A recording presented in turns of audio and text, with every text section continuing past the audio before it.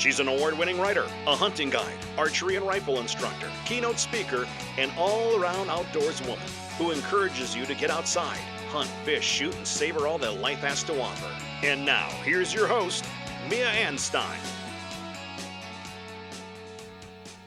Hey, hi, hello. I'm happy to be visiting with you again. I hope you're doing well.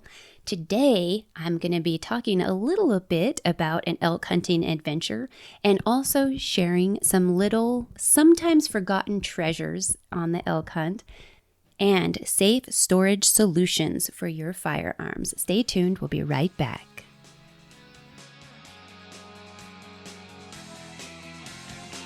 This winter, stay warm from head to toe with WSI Sports' heater gear layers. Use Leah's affiliate code, LLCO10, at WSISports.com and get 10% off your order.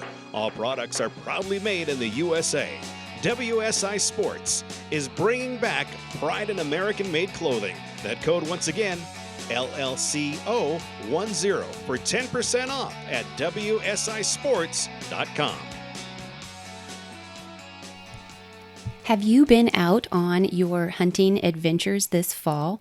I hope that you have, and if you have been out there, will you please share your adventures with us?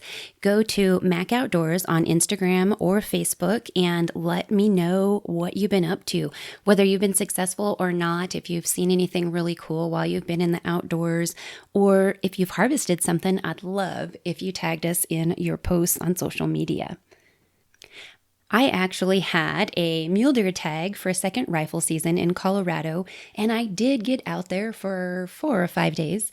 But I had a friend in town who hadn't yet taken an elk and had been on an elk hunt and never saw an elk. And so, you know me, I absolutely had to do everything we could to try to make our friend successful on the elk adventure. And oh my goodness, for second season in Colorado, the season's kind of been pushed back in the past couple years. So it's not as early in the year as it used to be. It used to be the end of October. Now it's kind of the beginning of November. Ordinarily, the rut is going on in September, which is archery season. And everybody wants an archery hunt because they want the experience of the rut. Well, let me tell you, last year I called in a bull for my husband during third rifle season. And this year we called in a few different bulls and managed to get our friend a successful shot on a bull during second rifle season, which, like I said, now it's the beginning of November. It didn't used to be a thing that you had rutting bulls in November. Well, that's changed. And I don't know, let me know if you think this has changed because of the Earth's rotation, because of global warming, because of whatever factors. Let me know. Do you think that the cycles of the wild animals are changing because of a certain reason? Is it because of too much pressure? Because quite honestly, I know that there are way more archers in the woods than there ever have been, at least in Colorado during September. And I think all that pushing and people calling and all the activity in the woods, we also have had a record number of hikers. But all of that, I believe, has changed the elk cycles, and there may be additional factors that have changed it. If you are hoping to someday pursue elk, whether in Colorado or another state, I hope that you will do some research, do some planning, and maybe you need to go with an outfitter. We are not doing guided hunts anymore, so I can give you some recommendations if you're looking for a guided hunt, but we are not booking guided hunts. I'm actually doing stuff for other people who have guided hunts, and maybe through them you can request to have myself or someone else as a guide. That's a plan that can be made down the road. But before you get ready to elk hunt, let's talk about a couple things that you'll need. First of all, I have a gear list on my website at miaanstein.com. You can go and get an elk hunting gear list. This is kind of a general list. If you are going to be going with an outfitter, ask them for their list because they may have stuff that they provide for you that you don't need to pack and bring. And you may need different things, whether they're providing camp or whether you're providing camp and so forth. There's a lot of things that you need to ask when you're planning your hunt. Something that I will say is your gear is important. You need moisture wicking fibers in your fabrics. You need to have base layers, especially in Colorado. Oh my gosh, the temperatures fluctuate from 25 degrees to 80 degrees, whether it's archery season or just now in early November rifle season. So these are things that you have to be prepared for. Layering is a must. You also need, as I said, moisture wicking fabrics. I have done past episodes about Vormi gear and stuff like that. Vormi is a wool blend type of clothing, and wool or a poly blend fabric is great because then it's not holding the moisture like cotton would. I don't mean cottonwood trees, but like cotton, the fiber would hold moisture. Clothing is important. Your boots are super important. Have something that provides good traction. Make sure that your boots fit so that you're not getting blisters. Inside your boots, you should have some good socks, something, again, not cotton, because that cotton, it holds your sweat, it holds any moisture, and then when the temperatures drop, you're going to get cold, and you don't want to have hypothermia. Another thing is, obviously, you're going to need your hunting license. Do some research now on the website of whichever state you plan to go to. Go to the DNR, do some research, and see where you're going to want to hunt. You can also ask friends for recommendations, get in some of the hunting group pages for the different states that you're looking at and ask some questions there. I do say that with a little bit of caution behind the words, because I do know it seems lately there's a lot of conflict. There's a lot of scarcity mentality maybe, but you need to proceed with caution when you're asking. And if you start to receive some pushback or somebody thinks they're smarter and you're dumb, just kind of take that with a grain of salt and move past that. Additionally, you can look to groups like Rocky Mountain Elk Foundation, you can look to SCI, you can look to other conservation organizations, and they may be able to give you some resources in the area where you intend to hunt. Another thing that I have done is contacted the Chamber of Commerce in an area to see if they have any outfitter recommendations and things like that. In Colorado, we have the Colorado Outfitters Association, and they can give you referrals for outfitters as well. When you decide to come, and if you know where you're going, if you have your hunting license and so forth, that is when you need to make for certain sure that either your bow or your firearm are sighted in, that they're on target, that you can shoot them offhand in a kneeling position, in a seated position, prone position, which doesn't happen very often, but practice shooting positions. Practice with your gear. Put your backpack on and practice shouldering your rifle. Put your binoculars on and practice drawing your bow. This is a must. Things can happen pretty quickly in the woods, and you don't always get a shooting bench scenario when you're going to have a shot on an animal. Additionally, if you're planning to bring shooting sticks or have a bipod on your firearm, make sure that you practice with those, but don't rely on them because you're not always going to have access to those when you are going to be in a quick shot scenario. If you're not comfortable in a quick shot scenario, do not take those shots. We don't want to take the risk of wounding or injuring an animal. We want to do the best we can for a one-shot clean kill. So practice those ahead of time and be prepared for your expedition. In Colorado, we have a variety of terrain where you can find elk. You can find them at 5,000 feet. You can find them at 11,000 feet. So when you're practicing, something that I always recommend is put on your pack, maybe run up and down a hill and then practice shooting. Make sure that you're in a safe location, you have a safe backdrop, that sort of thing. Maybe run in place if you're at a range where you can't run around. If you are in a scenario where you can run, always be aware of where your muzzle is pointed. We want to be safe when we're practicing as well as in the woods. This is something as a hunting guide when I was guiding full-time and on the small private land adventures that I do now. Be aware of your muzzle. If you are walking down a hill and your rifle is slung over your shoulder, your muzzle's behind you. If you're walking down and someone's behind you, guess where your muzzle's pointed? Think about those things. It is very unnerving to me. I know some outfitters and guides that I've visited with, they've kind of become numb to being muzzle swept. But I tell you what, maybe because I'm an instructor and I'm constantly teaching safety, being muzzle swept is something that I do not like ever. And I just want you to be sure to be aware of this, whether you're practicing or whether you're actually in the woods. And don't tell me, well, the gun is unloaded, because, most firearms incidents, when they are in the hospital and they're taking a report, they say, I thought it was unloaded. So make sure that you keep aware of that.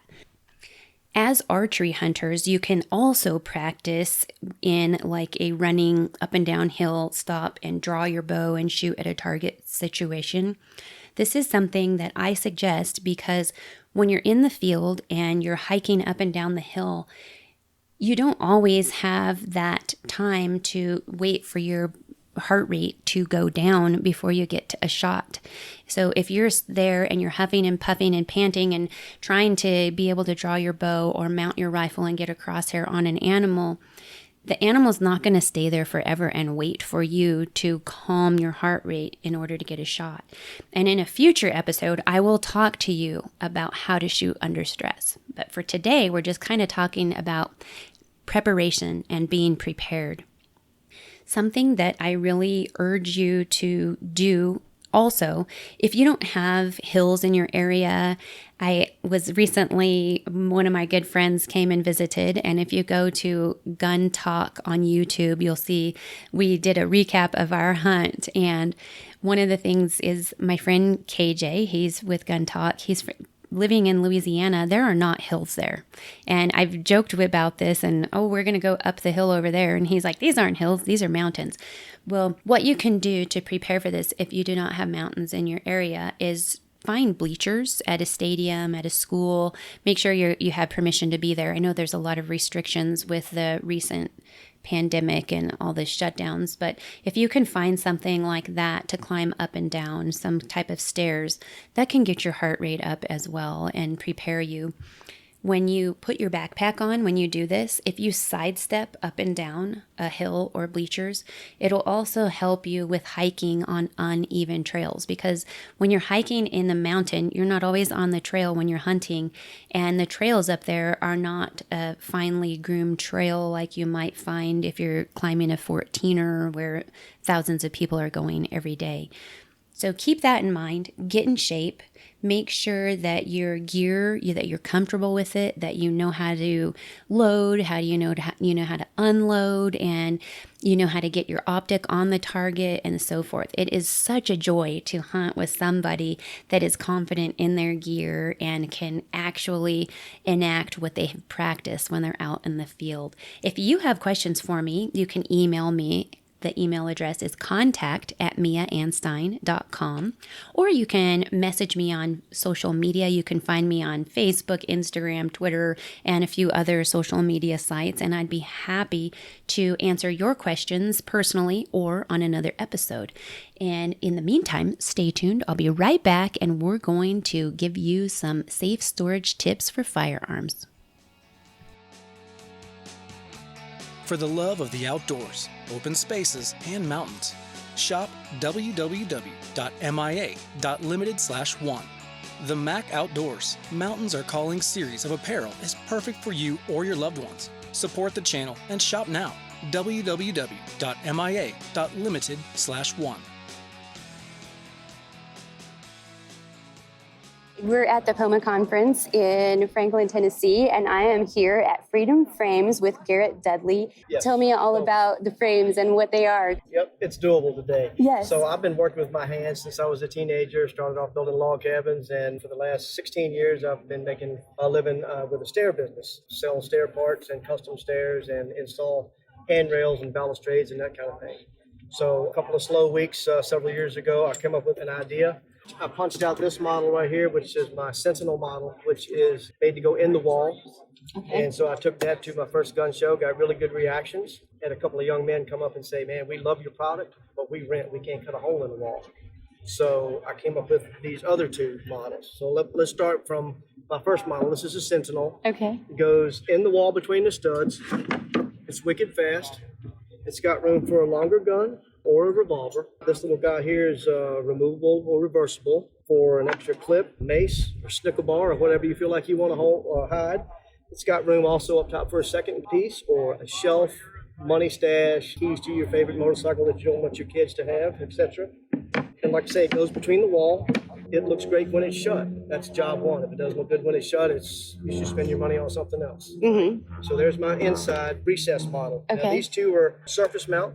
This is my ambush model. This one's in portrait. I make this model in portrait and landscape. This particular frame's been opened tens of thousands of times, literally. It's beat up, but the joinery is still great. So I'm showing the durability of it. Yeah. Again, it's got quick access. It's got a magnet draw. It can go right-handed, which is where I've had it set up now. You can change the pin over to go left-handed if you like. The landscape model has a wider tray, so there's more room. You can actually fit two mid-sized pistols in there. Okay. Okay, and as far as mounting it, it's just two screws, right? You need to mount it to a stud. You got two screws, one high, one low. So it needs to be in a stud. Doesn't need to be in the middle necessarily. Just needs to go to a stud. It has just bendy tabs, so you put whatever you want to. Whatever in there, picture I mirror, want there. diploma, or what have you. Yeah. Yep. It's very important that it looks like it's a regular picture, right? So you don't want to screw it tight to the wall. So I put these little pads on the back, as if you look at all my frames, they're all sitting forward just like it was hanging on a wire, right? So that's my ambush model, again, portrait or landscape. And then this is my guard. This is my newest model. Holds an 8x10 picture. It's pretty fast. Oh, wow. Pretty neat. Wow. Hands you the butt first. The gun just swings right out there. How is it swinging? Do you have a mechanism spring or what do you have? Different mechanisms. This one, the patent is still pending on this one. Okay. So what I will tell you is it's riding all ball bearings, top and bottom, so it's nice and smooth and will have a long life of service. I'm making these out of plastic now. I still have a couple of the wood ones left, but I am outsourcing just this dowel part. But it is under tension. It also has a set screw here that you can vary the angle at which it stops, right? Okay. Depending on, say, if you hung it in the corner and you wanted it to stop here and be Not a little against easier to the grab, wall. right? And also the magnets pulling it towards that. That's part of the mechanism, but not the real mechanism. Very cool. Yep, and also bendy tabs again, and two screws, one high, one low, done deal. Cool. Is the frame, are they all oak frames? No. Do you do different species of wood? yeah, I mean, I do I see different species. you have several finishes, Yep, I do. but as far as the species of wood, what all do you do? I do red oak for most of my stains. I can do white oak when I can get it. It's actually a run on white oak right now, but I've got walnut. That's actually a combination of oak and walnut. And I do cherry, both with a cherry stain or the natural color. And since I make all my own trim, whatever I find that I think looks good, or if you wanted to say hickory and I can find the lumber for that, I'll run it. Mm-hmm. Yep. So Is alder a good thing for frames, or is it too knotty? alder, where I come from, is hard to get. Okay. I use pretty thick. I use 8/4 boards, Yeah. which are like 2 1/8 or 2 1/4 inches thick, Yeah. rough cut. That's more of a But cherry's a good substitute. So. yeah. I've got some Yeah. cherry or two here. I don't have any hanging up, but I do have some. Yeah. This is actually a piece of eucalyptus here, or Oh, wow. eucalyptus family. It's called red grandis. I liked it again. Like I say, when I see something that I like, Yeah. I just build it up just to see what happens. So here's a cherry frame. Oh, nice. Yep. Yeah. And so I was doing these in a natural color because I think it's a sin To cover up wood. well, yeah, to stain really nice looking wood. But I agree, but some people, they have to do it. yeah, this is the color that I had a client that said he wanted cherry, and I showed him the natural cherry, and he's like, no, I don't want that. I want this cherry, and I'm in the trades. And when you get cherry, this is what you get. This nice, I don't know what color you call it, orange or whatever. And some cherry, it's like people. We vary in color and Right. and size and shape, and so does the wood. So Yeah. that's my cherry. I do on my little color chart up front there. is just stained cherry. Right. But so I'm And these are stained cherry on oak? yes. These ones up front? Yes, that is. Yeah. No. I'm sorry. This is actually cherry. That's just Oh, it lacquered. is cherry. Okay. Yeah, that's just lacquered cherry. And But cherry's a I funny guess the wood. other ones look like oak. That one does not look like oak. Yeah. That's right. So there's cherry and walnut on that one, and then everything else is red oak. Okay. Yep. Cool. So if somebody wants a frame, do you sell online? Do you sell direct to your customers? I do. Okay. From freedomframes.com. I sure do have a online store there. Okay. And you have already pre-made, ready to go, or do they order what they want? How does that work? I try to keep an inventory, but you'll see if you look closely at the site that there's likely a 3-week turnaround. Okay. So if I do have to mill it down and make it from scratch, what I typically do is keep parts, red oak in particular, milled and ready so that I don't have to do the whole thing, right? I can just pick up from step 4 and Yeah. hopefully get it out the door quicker. But, Yeah. we're working on that. I'm a small business, and it's a very unique product, though, and I make them one at a time, so you won't see them just anywhere. Right. So it's worth the 3 or 4 week wait. Yeah. And you ship just standard shipping? I do. I have a flat rate of $36.95. Is what I do. Yep. Nice. Yep. Very good. Where are you shipping from, and where's your shop? I'm in Central Virginia. Okay. Yep. I'm in Central Virginia, and that's where I make my living in the stair business. And this is just this little offshoot of having some downtime and some tools. Yeah. Did you start this during COVID, or have you been doing it for a while? It's been maybe 4 years now. Okay. 4 or 5 years. I did Cool. my first gun show in December. Yeah, like 3 or 4 years ago. Very And, cool. So yeah, it's come a long way. Nice. Well, I was glad to see you here. And when we did the speed interviews yesterday, I was like, okay, I'm going to go see you and talk to you, because it's something that, whether you're new or old gun owner, is something that you can definitely have interest in. Is there any way to lock any of them if somebody had to lock them? Typically I tell people the security is in the craftsmanship. You don't lock your other picture frames. But having said that, Yeah. I can do a child lock where I insert a small wire. I use a thin gauge wire that you can just thump it hard. It bends the And they wire, come out. deforms it, and you can get what you want. So it's really a child deterrent, not a lock. Okay. But my hope and my experience so far is that it's your secret until you can't stand it anymore and you want to show somebody what Yeah. it does. And it definitely looks like a frame, and Yeah, I it's like just a the nice picture options. frame. So I will point people in my show notes to your website, and so they can find you easy and everything else. Are you on social media also? We're working on it. Facebook and Instagram. Okay, so they can find you there. He knows, I don't. All I'm just right. a wood guy. It takes a team, like always. I always say that. It takes a team. Get it help wherever you can. And Absolutely. Cool. Well, thank you. I appreciate your you help. visiting a little bit, and Yeah. talk more later. Absolutely. Yeah. Well, guys, thanks for tuning in. I hope that you will go check out Freedom Frames and see what they have to offer. If you know of another type of concealed storage that we might use in our homes, go ahead and let me know on social media, either at Mac Outdoors or at my own personal profile, Mia Anstein, and I'd love to check it out. Those kind of things are just intriguing and things that I think would fit well in my home. So I hope they fit well in yours as well. I'll talk to you next time. Bye, guys. Hey, this is Lloyd Bailey, the Armed Lutheran, host of the Armed Lutheran Radio podcast, reminding you that the podcast you're listening to is a proud member of the Self-Defense Radio Network. Check out all the great content at selfdefenseradio.net.